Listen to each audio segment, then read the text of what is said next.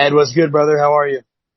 Doing well, doing well. I appreciate you taking the time, man, so we can talk about your continued partnership with Captain Morgan's. Yes, sir. Can you let everybody know what's going on now? Yeah, Captain's Challenge. We're name and workshop, but obviously football season, is approaching.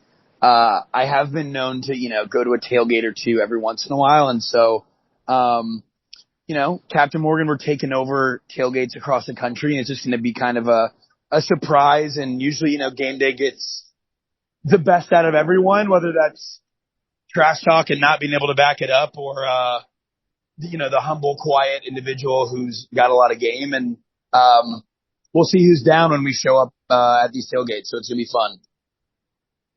Sounds amazing, and obviously you guys are doing this campaign. This is obviously going on to different tailgates.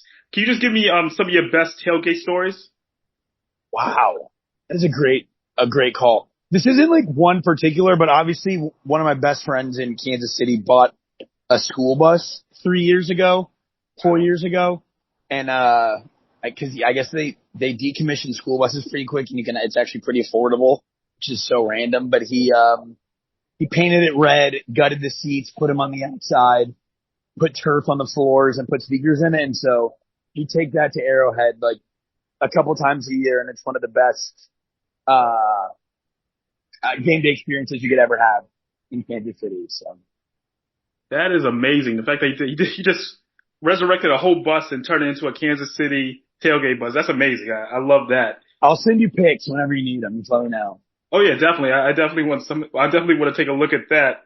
And obviously, just sticking with the theme with Captain Morgan and everything going on. What are some instructions for people to make sure they can get involved? So it's a surprise. So that's kind of the whole point of this. So there's no way to tell anyone when and where. We kind of want the element of surprise to be a big part of this, just because, with game days, people are always there, always kind of in the right mindset, always ready to have a good time. So, the idea is that the element of surprise will make this kind of more fun. So. Definitely sounds good, man. And you were just, talking about Kansas City and the tailgates. You're the right man to speak to about this. Were you one of the many fans and spectators out there that were worried about the 0-2 start? Ooh, good question. Yeah, 0-2 is not great, and I do think the AFC West is a little bit more competitive this year, so it's tough. And obviously the Bills have a cakewalk in the AFC East.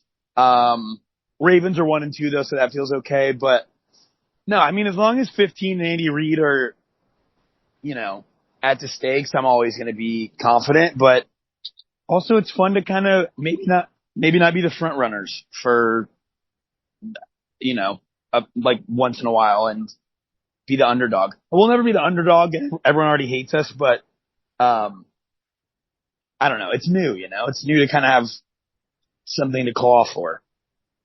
No, definitely. I understand the whole situation being, kind of not always being the team that everyone expects to win and having to fight through it. I mean, that was the game against the Giants. Obviously they won the game, but it was a team that was very beatable. So, I don't know. Did you take any, positivity from that game?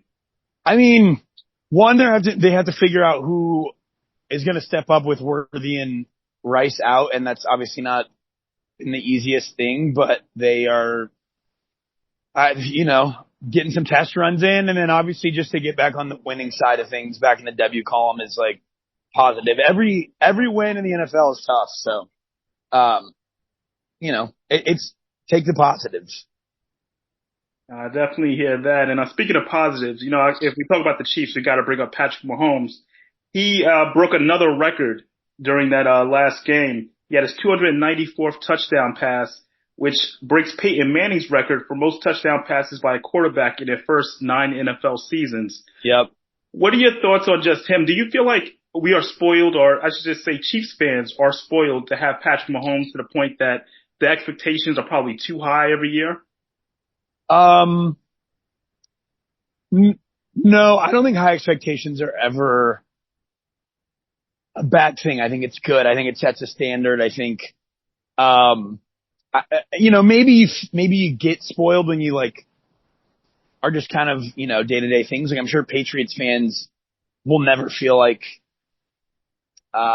just the playoffs is good enough. They want to win, 900 Super Bowls. But no, I think this is what, like, we put our time in. We didn't have a quarterback win a playoff game that the Chiefs drafted in, I think, like 40 years. I can't even remember what it was, but like, I will give Chiefs fans benefit of the doubt, and we are not spoiled because we put the time in for so many years before this. Definitely here. Then obviously 50 years between Super Bowls that first time around. So, Exactly. So yeah, you gotta acknowledge that. And my last question with the Chiefs in regards to optimism for the rest of the season: do you feel like this team can come back, win the AFC West, or are we looking at wild card here? No, great question. I definitely do. Until the Chargers prove to me that they can be good from week 1 to the end of a season, then I don't have faith in them at all. And also, I think this offense opens up a zillion different doors once you get your 1 and 2 receiver back. And so, obviously, we have 3 more weeks until that happens. But no, the NFL is a long season. Like every year, I feel like it gets longer. They add a game, and we'll see. The 1 seed, I think I'm okay with letting go of that dream right now, but the AFC West is still wide open. Aren't the rest of us 1 and 2? We're tied for second, so I think we'll be all right. Yeah, they're in the hunt. No, I definitely hear that. And obviously you have a lot of stuff going on. Obviously everything great you're doing with Captain Morgan, but you have a great podcast now called the Show Me Something Podcast. It's with Sophie Cunningham of the Indiana Fever. Just how's that whole process been going now? That's been so fun. I mean, the recording the episodes, it's so seamless because it's obviously someone I've known, my whole life, but it's been so interesting to get into like kind of the WNBA, into the thick of it. And, like a lot of my mentions are filled with WNBA shit talk. And I would have never pictured myself in that world. And it's been kind of fun to be along for that journey and kind of get thrown into the mix of it. And obviously now that there's playoffs, like it's just kind of fun to have something else to root for sports wise. Definitely. And I like how you guys are pretty unfiltered about your takes. I had the opportunity to speak with Sophie, a little earlier this year, so I know she doesn't hold back, especially being a Chiefs fan as well. So. Yep. No, if anyone thinks that I'm unfiltered, she is, on a whole different level than me. No, she's definitely great. And, of course, I can't leave a conversation with you. I gotta ask, new season of Summer House, what can fans expect, whenever it's coming out? I don't think you guys announced an official, release date. No, I'll say there's definitely new people. I think that's, a given, just given that some other people had left, but, I think it's fun. Like, it's fun. Like, this is the first summer in a long time that I just feel like we were go, like outside, like a really fun summer of,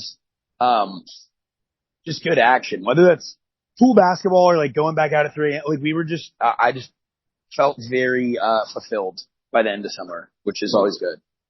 All right. So it's definitely something to look forward to. Wes, thank you as always, man, for your Chiefs talk and everything you're doing with Captain Morgan, man. Hey, good to see you, brother. All right, man. Take care. Yep, you as well.